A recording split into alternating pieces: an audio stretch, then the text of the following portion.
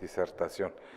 A continuación, el doctor César Rodríguez Gilabert, quien es cardiólogo clínico, fellow de la American Heart Association y el American College of Cardiology y expresidente de esta Asociación Nacional de Cardiólogos de México, nos va a presentar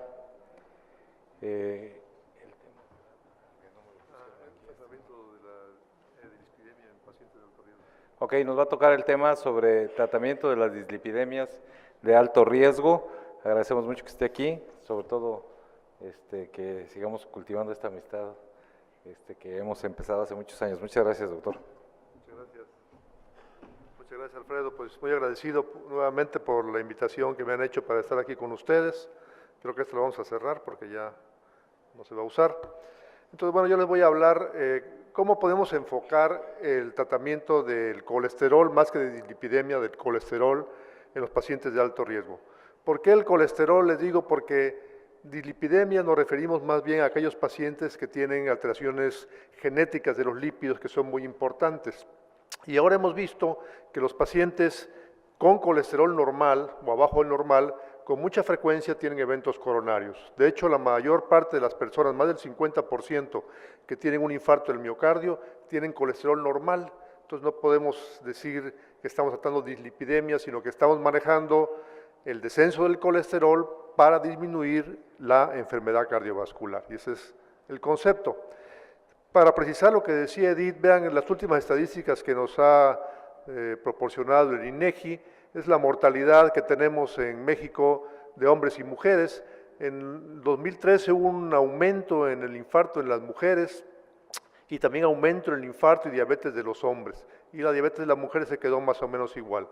La diabetes y el infarto se mezclan mucho en los diagnósticos de defunción porque muchos pacientes con diabetes se mueren de infarto y al final indebidamente la Secretaría de Salud los considera como muertes por diabetes cuando pues no es muerte por diabetes. Pero otra cosa importante es que a pesar de todos los esfuerzos que se han hecho para el cáncer de mama, pues no han servido porque la mortalidad de cáncer de mama está igual desde hace una década, ¿verdad? Lo importante para tratar de bajar la mortalidad es saber qué pacientes tienen posibilidad de tener un evento cardiovascular y de esa forma poder tratarlos antes de que tengan un evento. El problema no es sencillo, pero sí podemos más o menos calcular. Vean ustedes este estudio muy interesante en el cual se revisaron 8,400 personas mayores de 55 años sin enfermedad cardiovascular seguidos 20 años, de 55 años para arriba, los hombres y las mujeres. La posibilidad de un infarto en los hombres fue cerca del 30%, evento vascular cerebral, insuficiencia cardíaca y otras cardiopatías. En el caso de la mujer, con mucho, el evento vascular cerebral sobrepasa al infarto del miocardio, pero también una alta incidencia de eventos. En conjunto, el 67% de los hombres sanos a los 55 años, los siguientes 20 años, van a tener un evento cardiovascular, y el 66% de las mujeres. Entonces, prácticamente todas las personas o la mayoría de las personas después de esta edad, pues van a tener o tienen alto riesgo de enfermedad cardiovascular. La enfermedad coronaria es más frecuente en los hombres y la enfermedad cerebrovascular es más frecuente en las mujeres. Esta es la estadística de % de mortalidad en México, se asemeja mucho a estas gráficas. La mortalidad por diabetes en el hombre es el 12%, el 16% en la mujer, de 100, y datos clínicos de enfermedad aterosclerosa, cualquier dato clínico. Diabetes con otros factores de riesgo. Un cálculo de riesgo cardiovascular en 10 años mayor de 10% Framingham, mayor de 5% el riesgo europeo SCORE, que es para muerte cardiovascular, y el Framingham es para eventos, o la nueva clasificación del American Heart American College, arriba de 7.5% de posibilidades de evento en 10 años. O bien que encuentre unos marcadores de imagen positivos, como por ejemplo la presencia de una placa aterosclerosa en la carótida, o un calcio coronario mayor de 300, o un angiotac que sea positivo, o de alguna forma tenemos una imagen que demuestra una placa de ateroma, ese paciente automáticamente ya es de alto riesgo. Y luego está el grupo de las realmente dislipidemias, que son pacientes que tienen hipercolesterolemia familiar, generalmente con LDL arriba de 190, aunque no obligadamente, hay pacientes con LDL un poco más baja que también tienen hipercolesterolemia familiar. El problema que tenemos, como les decía, es cómo identificamos a los pacientes de mediano riesgo para darles tratamientos potentes con estatinas. Este estudio buscó lesiones aterosclerosas por medio de ultrasonido y de tomografías computadas y usó el riesgo de Framingham a 10 años y el riesgo SCORE de bajo riesgo y de moderado y alto riesgo. Entonces vean que el bajo riesgo pues sí tiene, aquí es la placa definitiva, ¿verdad? Un porcentaje bajo, son los que no tienen placa, entonces más o menos discrimina. Pero cuando vamos a pacientes de mediano riesgo, o en este caso los que son moderado a alto, pues prácticamente no hay forma de discriminarlos con precisión, se mezclan. Entonces, si nosotros decimos, este tiene mediano riesgo y no lo voy a tratar intensivamente con estatinas, pues podemos cometer errores. Entonces, sí tiene uno que usar el juicio clínico y usar todos los elementos a nuestro alcance para estratificar el riesgo. Por ejemplo, la herencia en muchas tablas no se considera como un dato para la calificación, cuando es un dato que puede ser muy importante. Ahora, ¿cómo tratamos la dislipidemia en el paciente de alto riesgo? Bueno, pues hay dos grandes grupos que no se diferencian mucho, pero hay algunas cositas así que son más bien necedades que posiciones, ¿no? El American Heart y el American College se emitió unas guías ya hace 2 años, y la guía europea, que es muy parecida a las guías más recientes, que es la Asociación Nacional de Lípidos, que es la única asociación que hay de lípidos realmente, y que tiene gentes muy importantes en Estados Unidos y que tiene unas guías bastante adecuadas. Cualquier artículo que ustedes quieran obtener de lo que se presenta aquí, pueden solicitarlo en la página de ANCAM y con gusto se los mandamos a su correo electrónico en forma extensa, ¿verdad? Entonces, el paciente del American College dice, de muy alto riesgo hay que dar estatinas potentes, que es atorvastatina 40-80 o Rosu 20-40, nada más, y no hay que medir la meta, simplemente hay que darles el medicamento, ¿verdad? La guía europea y la nacional pues es parecida en cuanto a que sí hay que dar medicamentos potentes arriba de 70, pero sí es necesario ver la meta y si no se llega a la meta, agregar otro hipolipemiante. Y el American College no cree en agregar otro hipolipemiante. Y luego en alto riesgo, que sería prevención primaria con un riesgo de 7.5 o diabetes, dice pues estatinas a dosis moderada, pero también sin metas. Entonces como que deja un poquito, es como si era un medicamento para la presión y que no medíamos cómo quedó la presión arterial, ¿no? Y estas guías dicen que, bueno, hay que dar de acuerdo al nivel de LDL y el riesgo, no nada más el riesgo, sino también el nivel de LDL, y en ese momento, pues, iniciar el tratamiento con estatinas y llegar a una meta. ¿Cuáles son las diferencias más importantes en estas guías? Bueno, pues la American College identifica grupos, eso es probablemente más sencillo, son nada más 4 grupos, ya saben, todos los que tienen un evento cardiovascular, todos los diabéticos y todos los que tienen riesgo de más de 7.5. Y los que tienen hipercolesterolemia primaria. Son 4 grupos, fácil. En cambio, estas guías europeas y la Asociación de Lípidos identifica al individuo, o sea, no es el grupo, sino la persona, cuál es el riesgo individual de esa persona en base a su riesgo y su nivel de LDL. El American Heart como estrategia poblacional, pues puede ser útil. Decir, todos los pacientes que han tenido un evento cardiovascular hay que dar una estatina potente. Bueno, eso es bueno desde el punto de vista poblacional. Imagínense que el Seguro Social le diera a todos los pacientes rosuvastatina 40 miligramos cuando tuvieron un infarto, pues sería maravilloso. Seguramente reduciríamos los eventos cardiovasculares, pero no, les da para vastatina 10 miligramos. Bueno, pues ese es el problema, ¿no? En las guías europeas se dice, bueno, la dosis debe ir relacionada con lo que queremos bajar de LDL. No recomienda metas y estas guías sí recomiendan una meta y además dicen que la meta hay que alcanzarla y hay que mantenerla. Entonces es importante porque podemos ver la respuesta individual. No todos los pacientes responden igual a las estatinas, responden en forma diferente. Alrededor del 30% de los pacientes son hiporrespondedores a estatinas y eso hay que identificarlos. Y por otro lado, la adherencia. El paciente dice, pues sí, me tomo la medicina, pero a lo mejor no se la toma o se toma la mitad para ahorrarse un poco de dinero. Entonces sí es importante ver las metas.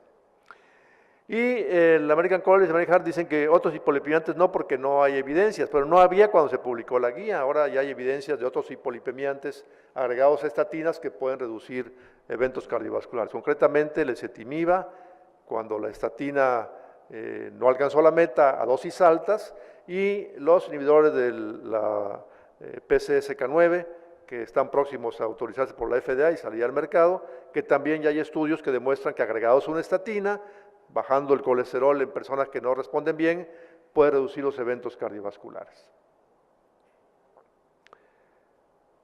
El problema también que en pacientes, por ejemplo, por la pura edad, puede indicar tratamiento de estatina aunque tengan presión normal, colesterol normal y tengan todo normal. Entonces eso puede ser en un momento dado sobretratar a los pacientes. Perdón.